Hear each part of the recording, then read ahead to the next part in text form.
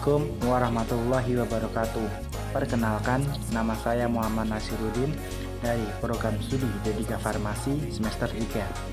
Di sini saya akan menjelaskan materi dari praktikum farmakognosi mengenai Simplicia nabati. Berikut penjelasannya. Simplicia merupakan bahan alamiah yang dipergunakan sebagai obat yang belum mengalami pengolahan apapun, kecuali dinyatakan lain. Simplicia merupakan bahan yang dikeringkan. Simplicia dapat berupa Simplicia nabati, Simplicia hewani, dan Simplicia pelikan atau mineral. Pada kesempatan kali ini, saya akan lebih memfokuskan kepada Simplicia nabati. Simplicia nabati adalah Simplicia yang berupa tanaman utuh, bagian tanaman, eksudat tanaman, ataupun gabungan antara ketiganya. Yang dimaksud eksudat tanaman adalah isi sel yang secara spontan keluar dari tanaman atau yang dengan cara tertentu dikeluarkan dari selnya, ataupun zat-zat nabati lainnya yang dengan cara tertentu dipisahkan dari tanamannya. Untuk menjamin keserakaman senyawa aktif, keamanan, maupun kegunaannya, maka Simplicia harus memenuhi persyaratan minimal. Adapun faktor-faktor yang berpengaruh antara lain bahan baku Simplicia, proses pembuatan Simplicia termasuk cara penyimpanan bahan baku Simplicia, dan cara pengepakan maupun penyimpanan Simplicia. Agar Simplicia memenuhi persyaratan minimal yang ditetapkan, maka ketiga faktor tersebut harus ada dalam pembuatan Simplicia. Simplicia yang bermutu baik dan berkualitas tentunya dibuat dengan tahapan-tahapan yang baik dan benar. Terlebih lagi, Simplicia yang dibuat dari suatu tanaman memiliki kemampuan untuk mencegah bahkan mengobati penyakit. Apabila pembuatan Simplicia tidak memenuhi standar yang baik, maka efek terapi yang dihasilkan dari tanaman tersebut tidak akan terasa oleh orang yang mengkonsumsi. Tahapan-tahapan pembuatan Simplicia antara lain pengumpulan bahan baku, sortasi basah, pencucian, peracangan, pengeringan, sortasi kering, pengepakan, dan penyimpanan. Tahapan pertama yaitu pengumpulan bahan baku. Tahapan ini sangat menentukan kualitas bahan baku. Faktor yang paling berperan dalam tahapan ini adalah masa panen. Panen daun ataupun herba dilakukan pada saat proses fotosintesis berlangsung sempurna, yaitu ditandai dengan saat-saat tanaman mulai berbunga atau buah mulai masak. Bahan baku yang diambil dari pembuatan Simplicia seharusnya didapat dari suatu wilayah yang sama dalam satu kali panen, dengan kondisi tanah, air, dan udara yang sama, agar kandungan kimia yang terdapat dalam tanaman tersebut tidak berbeda-beda kadarnya. Waktu panen sangat diperhatikan ya dalam pengumpulan bahan baku ini. Tahapan kedua yaitu sortasi basah. Sortasi basah adalah pemilahan hasil panen ketika tanaman masih segar. Sortasi ini dilakukan terhadap tanah dan kerikil, rumput-rumputan, bahan tanaman lain, atau bagian lain dari tanaman yang tidak digunakan, dan bagian tanaman yang rusak akibat dimakan oleh ulat.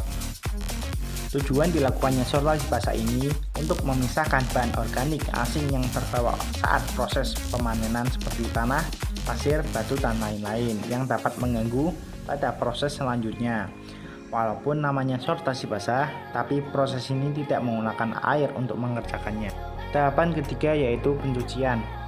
Pencucian Simplicia dilakukan untuk membersihkan kotoran yang melekat, terutama bahan-bahan yang berasal dari dalam tanah dan juga bahan-bahan yang tercemar pestisida.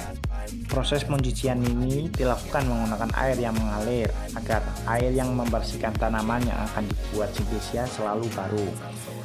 Keuntungannya memperpanjang umur simpan, sedangkan kerugiannya mempercepat keburukan.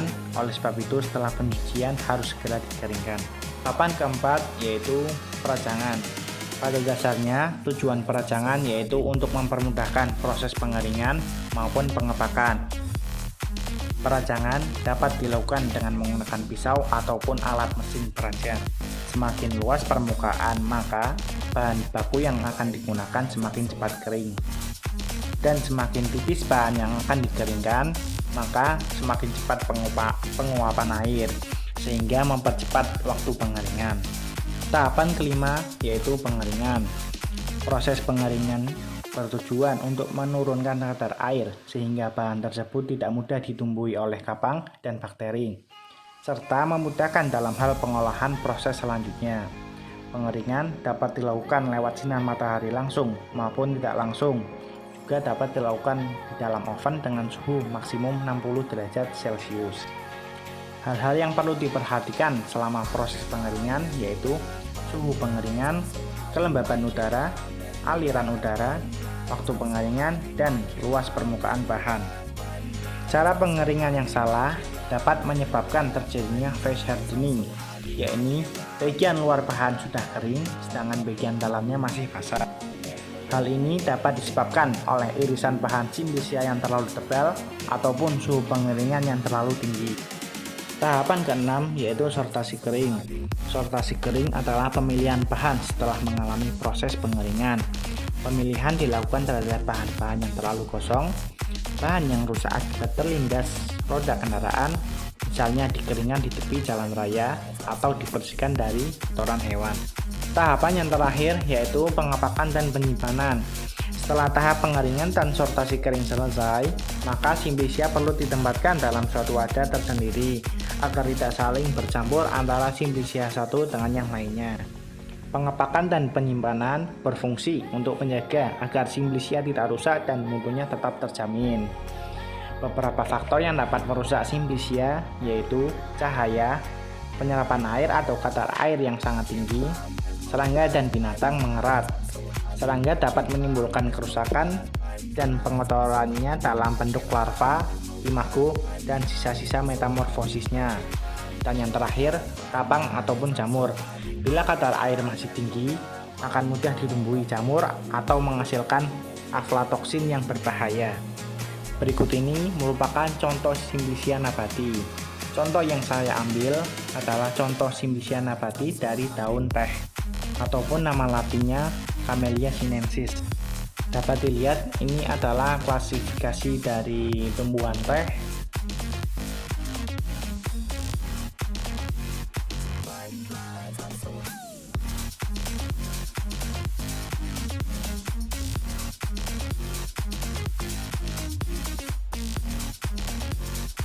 Dan berikut adalah folium daun teh.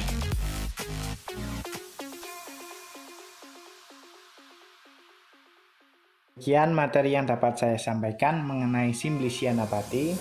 Apabila terdapat kesalahan maupun kekurangan dalam memaparkan materi ataupun kesalahan tutur kata, saya mohon maaf yang sebesar-besarnya. Billahi taufiq wal hidayah. Wassalamualaikum warahmatullahi wabarakatuh.